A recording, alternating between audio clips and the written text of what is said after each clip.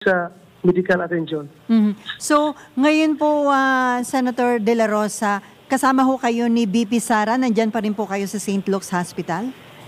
Yes, andito kami. Hindi kami alis hanggat hindi ma-stabilize si Laika dahil talagang yung pakiusap niya na samahan namin siya, huwag kami umalis. Kaya takot na takot siya, baka anytime dalhin na naman daw siya sa correctional facility.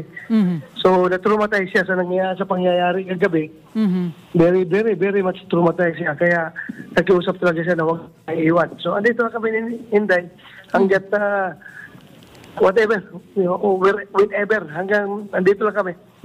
So, nandyan ho sa St. Luke's, in case ho na maging stable na ang condition ni Attorney Lopez, at sabihin ng Kamara na ipalipat siya diyan sa Women Correctional, pipigilan po ba ninyo ito o hindi naman po kayo magiging handlang in case na maging stable na ang condition ni Attorney Lopez?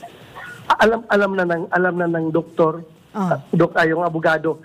Alam na ng abogado ni Attorney Laika what to do, ano mga legal steps na gagawin niya. Andito lang kami to support. By the way, wala na siya sa St. Luke's, ha? Nilipat na dito sa Veterans Memorial Hospital sa QC. So, bakit po? Sir, but from St. Luke's, inilipat na po siya sa Veterans Hospital? Yes.